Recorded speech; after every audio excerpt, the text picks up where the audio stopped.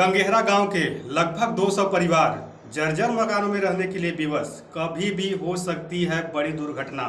संवाददाता लाल तावर जहर की रिपोर्ट। साक्षात्कार के अगले चरण में हम लोग पहुंच चुके हैं ग्राम सभा गंगेहरा नियमताबाद चंदौली अंतर्गत, जहां हमारी मुलाकात नवनिर्वाचित ग्राम प्रधान सौरभ कुमार जी से होने जा रही है।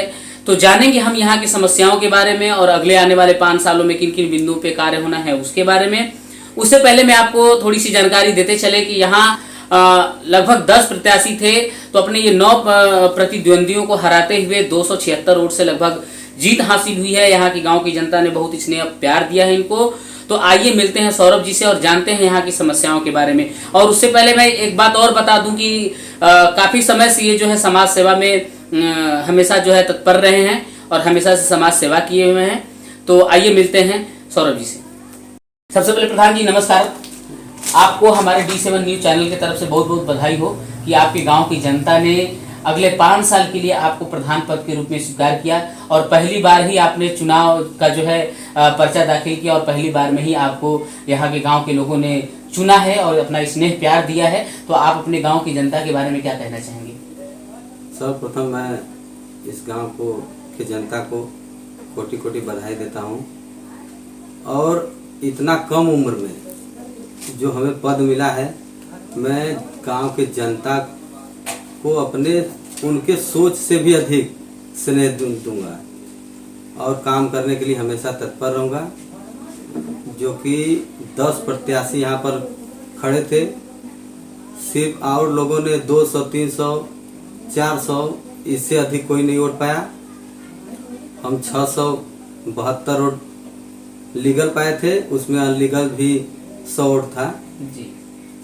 और जैसा कि प्रधान जी मैं जैसे ही अपने आपके गांव में जो है रोड छोड़ करके आपके गांव के तरफ जब एंट्री की है मैंने, तो मैंने देखा कि काफी सड़कें जो क्षतिग्रस्त हो गई हैं और काफी पानी वगैरह लगा हुआ है और जो है पानी वानी का व्यवस्था जो है सही नहीं दिख रहा था हमको। तो आपके गांव में इस तरह की समस्याएं बनी हुई क्या? नाली वगैरह कंप्लीट है कि नहीं है? बारिश के मौसम में जल जमाव वगैरह हो जाता है या नाली जाम होती है तो पानी ओवरफ्लो होता है, या अभी भी आपके गांव में गलियां जो है कच्ची हैं, सड़कें, क्या आपके गांव में ऐसी समस्या है? हाँ, ऐसी समस्या बहुत है जी। हाँ, जगह जगह जल इकट्ठा हो जाता है, गंदा पानी, घर के पास भी गंदा पानी रहता है। अभी तो हमारा कार्यकाल शुरू नहीं हुआ है जी, और उस पर हम ध्यान दिए हैं कि जल्द से जल्द उसको शुद्ध कराया जाए। जैसा कि प्रधान जी हर गांव में नाली की समस्या होती है, जैसे नाली पानी का जो है व्यवस्था निकलने का नहीं होता है, गांव में सीवर का व्यवस्था नहीं होता है, तो बारिश के मौसम में पानी जो है ओवरफ्लो करने लगता है, नालियां जाम हो जाती है तो पानी इधर उधर बिखरने लगता है, घरों में पानी बिखरने लगता है। उसके बाद गलियों में लोगों को आने जाने में काफी गाँव के लोगों को काफी समस्याओं का सामना करना पड़ता है। तो आपके गाँव में पानी निकासी का क्या व्यवस्था है? सीवर वगैरह है, नाली वगैरह सब कुछ ठीक ठाक है? क्या व्यवस्था है आपके गाँव में? अभी नाली का व्यवस्था सही नहीं है यहाँ पर। जी हाँ, बहुत लोग नाली और सीवर के लिए इतना परेशान है कि बार बार शिकायतें आ रही हैं हमारे पास जी कि इसको किया जाए। अब इस बार हमारा सोच है कि उसको दुरुस्त कराया जाए। जी। तो आप अपने कार्यकाल में इसको 100% कंप्लीट करने की कोशिश करेंगे? 100% कंप्लीट करेंगे, ये मेरा वादा है। जैसा कि प्रधान जी हर गांव में गरीब तबके के लोग होते हैं जो कमाने खाने में व्यस्त हैं, वो उनके पास इतना पैसा नहीं होता कि वो अपना घर मकान बनवा सके। तो भारत सरकार द्वारा एक राहत सामग्री पहुंचाई जाती है प्रधान के थ्रू, जो है कि वो अपना आवास जो है बनवा सके। कुछ आवास के नाम पे जो है कुछ राहत सामग्री दी जाती है। तो आपके गांव में ऐसे कितने परसेंटेज लोग हैं जो आज भी झुग्गी झोपड़ियों में रहने को भी बस है, उनके पास आज भी छत नहीं है, क्योंकि वो तो कमाने खाने में ही व्यस्त रहते हैं, उनके पास न उतना पैसा हो पाता है न वो बनवा पाते हैं। तो हर गांव में लगभग इस तरह के लोग मिल जाते हैं। तो आपके गांव की क्या स्थिति है? कितने परसेंट लोगों को जो है आवास की अत्यंत आवश्यकता है, वो आज भी मजबूर है, परेशान है? बारिश के मौसम में उनके घर में जो है पानी आने लगता है, धूप में भी परेशानी होती है, जाड़े के मौसम में भी परेशानी होती है। तो आपके गांव में ऐसे कितने परसेंटेज लोग हैं जो इस आवास के पात्र हैं? आपके पास लिस्ट वगैरह कुछ आई आपने अपने कार्यकाल में? कुछ आवास के यहाँ पर कमी बहुत ज्यादा है जी। लगभग 200 लोग झोपड़ी लगाकर रहते हैं। जबकि कभी अधिक बारिश होने की संभावना होती है या आंधी की संभावना होती है तो लोगों को हम सूचना देते हैं कि जाकर कहीं स्कूल में या पंचायत भवन में 2-4 दिन बिता लीजिए। ऐसी स्थिति बनी हुई है और अब तक उनका आवास बना नहीं है जी। अगर इस पंचवर्षीय में नहीं होता है तो हम इसका एप्लीकेशन जी आला अधिकारी तक लगाने के लिए तैयार हैं। जी। जैसा कि प्रधान जी, हर गांव में गरीबी रेखा से नीचे जीवन यापन करने वाले व्यक्ति होते हैं, तो भारत सरकार द्वारा प्रधान के थ्रू जो है, ग्राम प्रधान के थ्रू उनको राशन मुहैया कराया जाता है, कम दर में जो उनको राशन दिया जाता है। तो उसके लिए एक राशन कार्ड की आवश्यकता होती है। तो आपके गांव में जो पात्र हैं राशन कार्ड के, उनके पास राशन कार्ड है या कितने अभी भी ऐसे लोग हैं जिनको राशन कार्ड अभी भी मिल नहीं पाया है, जो आज भी मतलब सरकारी खाद्य सामग्री का जो है लाभ नहीं उठा पा रहे हैं? तो ऐसे कितने % लोग हैं? कुछ लोगों के पास कार्ड होते हुए भी उनका जो है यूनिट की समस्या होती है कि घर में अगर 5 सदस्य हैं तो उनको जो है 2 यूनिट 3 यूनिट होता है, बाकी 2 यूनिट 3 यूनिट कट जाता है। तो ऐसी समस्या आपके गाँव में बनी हुई है? राशन कार्ड की ज्यादा समस्या नहीं है। लगभग 20-25 लोग हैं कि उनका जो कि आधार कार्ड ही नहीं था, इसी वजह से उनको राशन नहीं मिला है। उनका राशन आधार कार्ड बनवाया जा रहा है, इसके बाद राशन कार्ड बन जाएगा। 2 लोग ऐसे थे कि उनका आधार कार्ड था, उनका राशन कार्ड बनवा दिया गया है और राशन कार्ड की ज्यादा समस्या नहीं है। और जो समस्या रहेगी अगर आएगी तो हम उनको तुरंत पूरा करवाएंगे। हर ग्रामीण क्षेत्र में प्रधान जी पेयजल को लेकर काफी समस्याएं बनी रहती है। जैसे कि अभी बारिश के मौसम में जलस्तर बढ़ जाता है तो ग्रामीण क्षेत्र के लोग जो है हैंडपंप से पानी निकाल के पीते हैं या कुआं से पानी निकाल करके पीते हैं। जो है जल निगम का व्यवस्था न होने के कारण काफी उनको समस्याओं का सामना करना पड़ता है और उस पानी को पी करके, दूषित पानी को पी करके लोग बीमार भी पड़ने लगते हैं, बच्चे बीमार पड़ते हैं, बूढ़े बीमार पड़ते हैं। तो इस वजह से काफी ग्रामीण क्षेत्र के लोगों को समस्याओं का सामना करना पड़ता है। तो आपके गांव में पेयजल का क्या व्यवस्था है? जल निगम वाला व्यवस्था है या आज भी लोग हैंडपंप से पानी ही निकाल करके पी रहे हैं या कुएं से पानी निकाल के पी रहे हैं? ज्यादा तो यहाँ पर लगभग 30-35 हैंडपंप हैं जी, जिसमें कि ज्यादा खराब ही हैं।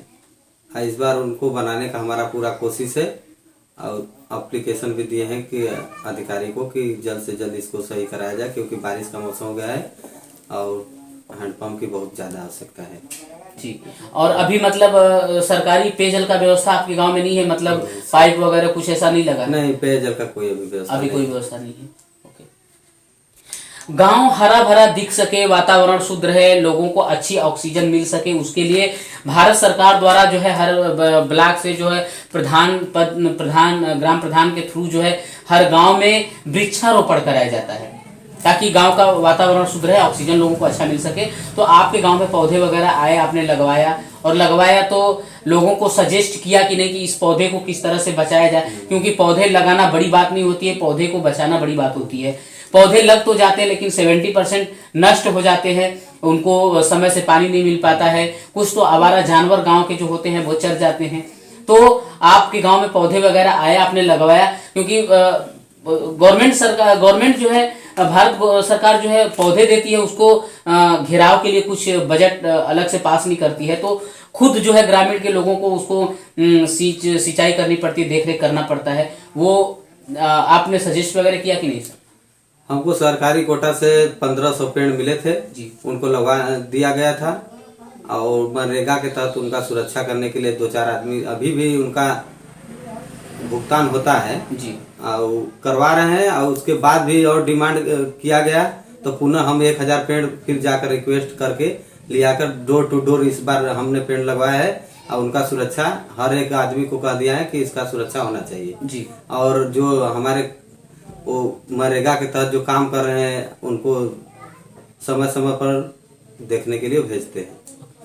हमें प्रधान जी मनरेगा का क्या व्यवस्था है? जैसा कि भारत सरकार द्वारा मनरेगा के तहत जो है गरीब लोगों को जो है काम दिया जाता है ग्रामीण क्षेत्र में कि वो अपने नज़दीकी गांव में ही अपना कुछ काम करें और अपने परिवार को चला सकें। तो उसके लिए मनरेगा के तहत काम दिया जाता है। तो आपके गाँव में मनरेगा वगैरह काम चल रहा है? गरीब लोगों को जो है मजदूरी मिल पा रही है कि नहीं मिल पा रही है मनरेगा के थ्रू? मनरेगा के तहत मजदूरी मिल रही है, सब लोग संतुष्ट भी हैं। अभी एक ही काम हुआ है हमारे गांव में और दूसरा लगा है जी। हाँ, जो नाली में पानी जाम हो जाता था इसलिए उसमें मनरेगा का काम लगा हुआ है। और एक ठो रोड बना है। सभी लोग अभी खुश हैं। जी आगे देखते हैं, अगर जितना भी अगर सुविधा उन लोगों को मनरेगा के तक देना पड़ेगा तो हम उसके लिए हमेशा चढ़ बढ़ कर उनको दिलवाएंगे, कहीं से उनका मजदूरी मरे नहीं। जी इसके लिए हम हमेशा खड़ा रहेंगे। बहुत अच्छी। जैसा कि प्रधान जी, जैसे ही हम आपके गांव में एंट्री किए तो मैंने देखा कि जो आपके गांव की तरफ जो सड़क आ रही है उस पर काफी गंदगी हुई है, और भारत सरकार द्वारा स्वच्छ भारत स्वच्छ मिशन के तहत हर ग्रामीण क्षेत्र में हर घर घर को शौचालय देने की जो है योजना सरकार ने बनाया था और सबको दिया लगभग। तो आपके गांव में सभी लोगों के पास शौचालय हो गया है कि आज भी कुछ ऐसे परिवार हैं जो बाहर में शौच करने को विवश है? क्योंकि बाहर में शौच करने से काफी गंदगी होती है, लोग बीमार भी पड़ते हैं, वातावरण दूषित होता है। जैसा कि आपके गांव की सड़क जो है, मैंने जैसे एंट्री किया वैसे बहुत काफी दोनों तरफ गंदगियां थी। तो आपके गांव में इसका क्या व्यवस्था है? सभी लोगों के पास शौचालय हो गया है या आज भी कुछ लोग उससे वंचित हैं जो बाहर में ही शौच कर रहे हैं अभी भी? शौचालय की व्यवस्था यहाँ पर बहुत कमजोर है। अगली बार शौचालय गवर्नमेंट द्वारा बहुत अच्छा दिया गया था, लगभग 400 शौचालय दिया गया था, लेकिन उनमें से हमें लग रहा है कि 50 से अधिक शौचालय नहीं कार्यरत हैं। आज भी हो सकता है प्रधान की कमी, कि हमारी कमी, कि उनकी कमी है, इसका हम नहीं जान पाएंगे। अब इस बार हम डिमांड कर रहे हैं कि इस बार शौचालय दिया जाएगा, उनको प्रेरित करके, उनको कहकर और सुविधा देकर अगर हम लगते हैं तो उसमें अगर हम हमारे खड़ा रहने से अगर शौचालय बनता है तो हर एक परिवार के लिए उनको जागृत करने का हमारा कोशिश है। अगर शौचालय और आता है गवर्नमेंट के द्वारा तो हम बनवाने के लिए इस तरह कार्यरत बनवाएंगे। जैसा कि प्रधान जी, भारत सरकार द्वारा हर गांव में एक प्राथमिक स्वास्थ्य केंद्र बनवाया गया था, तो काफी गांव में लगभग बन भी गए थे। कुछ गांव ऐसे भी उससे वंचित, जैसे कि ग्रामीण क्षेत्र के लोग बीमार पड़ते तो अपने नजदीकी स्वास्थ्य केंद्र में जाके अपना ट्रीटमेंट वगैरह करा सके, लोगों को राहत मिल सके। क्योंकि हर गांव के लगभग जो भी हॉस्पिटल होते हैं प्राइवेट, वो शहर के अंदर ही होते हैं, गांव के करीब तो होते नहीं हैं। तो ग्रामीण क्षेत्र में हर ग्रामीण क्षेत्र में जो है प्राथमिक स्वास्थ्य केंद्र हुआ करता है। तो आपके गांव में प्राथमिक स्वास्थ्य केंद्र वगैरह बना है कि नहीं? अभी भी लोग जो है इसके वजह से जो है परेशान होते हैं, बाहर जाना पड़ता है उनको ट्रीटमेंट के लिए। हमारे गांव में प्राथमिक स्वास्थ्य केंद्र नहीं है जी। बगल के गांव में है। अगर किसी को आवश्यकता पड़ता है तो वहाँ पर जाकर करते हैं जी। आंगनबाड़ी वगैरह, प्राथमिक विद्यालय वगैरह बच्चे पढ़ने जाते हैं? अभी तो मान लीजिए कोरोना काल चल रहा है, अभी तो सारे विद्यालय बंद चल रहे हैं। और वैसे मतलब कि आपके गांव में प्राथमिक विद्यालय है, वहाँ बच्चे पढ़ने जाते हैं कि नहीं? अब तो ऐसा सिस्टम हो गया है कि हर जगह प्राइवेट स्कूल हो गए हैं, तो सरकारी स्कूलों में बच्चे अब उतना रह नहीं गए हैं और ना ही टीचर ढंग से पढ़ा पाते हैं। तो आपके गांव में इसका क्या व्यवस्था है? आंगनबाड़ी केंद्र है लेकिन उसका व्यवस्था नहीं है। अब लोग कहते हैं कि 2-2 आंगनबाड़ियाँ चलती हैं, लेकिन हमको अभी पता नहीं कि उसका रूम कहाँ है, कहाँ पर सामान रखा जाता है, कहाँ पर बच्चे हैं। बस रजिस्टर में सब मेंटेन है जी। और यहाँ पर देखने के लिए कुछ नहीं मिलेगा जी। कि कहीं आंगनबाड़ी है कि नहीं है जी। और प्राथमिक विद्यालय? प्राथमिक विद्यालय है जी। हाँ, थोड़ा सा वहाँ पर फील्ड की कमी है, प्राथमिक विद्यालय चल रहा है। ग्राम प्रधान द्वारा हर गांव के लोगों को विधवा पेंशन, वृद्धा पेंशन, दिव्यांग पेंशन की सरकार जो है फैसिलिटीज देती है। तो आपके गांव में ऐसे कितने व्यक्ति हैं जो इस पात्र हैं, उनको लाभ मिल पाता है इस पेंशन का या नहीं मिल पाता है? आपके कार्यकाल में क्या होने वाला है, आप क्या करने वाले हैं? इस तरह की लिस्ट वगैरह, कुछ सूची वगैरह। विकलांग पेंशन 11 लोग हैं जी। और विधवा वृद्धा मिलाकर दोनों लोग लगभग 125 के लमसम बस यहाँ पर हैं। अभी बहुत लोग वंचित हैं विधवा वृद्धा पेंशन से जी। अब इसके लिए हम फॉर्म उसका एडजस्ट कर रहे हैं, ले रहे हैं, मांग रहे हैं, उसको ले जाकर बनवाने का कोशिश हो रहा है। जैसा कि प्रधान जी, बाकी तो बातें हो गई। आपके गांव की मुख्य बिंदु क्या है? आप मेन पॉइंट क्या है जो आप अभी तक जो नहीं हो पाया है, वो आपके नजर में ऐसा क्या है? सर्वप्रथम तो यहाँ पर पंचायत भवन की बहुत आवश्यकता है, क्योंकि वहाँ पर पंचायत भवन रहने से हम लोग भी बैठेंगे, गांव की जनता भी आएगी और अधिकारी को भी हम बुला सकेंगे। यहाँ पर पंचायत भवन का व्यवस्था सही नहीं है, टूटा फूटा है, उसको बनवाने का काम पहले किया जाए। और सबसे ज्यादा परेशानी है आवास का। आवास के लिए अगर होता है तो जहाँ तक आवाज जाती है मेरी, तो उसको ध्यान में लिया जाए, क्योंकि हमारे गांव में अभी भी 225 लोग का घर अभी बहुत जर्जर स्थिति में पड़ा हुआ है। अगर उसको मिलेगा तो उसको बनवाया जाएगा। जैसा कि प्रधान जी आपके गांव की जनता ने अगले 5 साल के लिए प्रधान पद के रूप में स्वीकार किया है, पहली बार में ही आपको इतना स्नेह और प्यार दिया है कि पहली बार आपको जिताया है, तो आप अपने गांव की जनता को कोई एक संदेश दे दीजिए। गांव की जनता से मेरा निवेदन है कि मैं जो भी काम कर रहा हूँ उसमें अगर कोई गलती हो रही है तो हमको साफ बता दे कि यहाँ तो गलत है, सही है। अगर कोई झगड़ा विवाद हो रहा है तो पहले एक बार हम लोगों से 4-5 लोगों को जुटाकर उसका विचार किया जाए और तुरंत थाने पर न जाए, ताकि उसका निवारण गांव में ही किया जाए, प्रधान के माध्यम से किया जाए जी। इसके लिए मैं धन्यवाद दूंगा कि अगर इतना आप लोग सहयोग करेंगे तो इस गांव को मैं एक आदर्श गांव बनाने में सक्षम रहूंगा। ओके, बहुत अच्छा लगा ग्राम सभा गंगेहरा में नवनिर्वाचित प्रधान सौरभ जी से मिलकर के। तो चलते हैं अगले ग्राम सभा की ओर और जानते हैं वहां की समस्याओं के बारे में। तब तक के लिए धन्यवाद।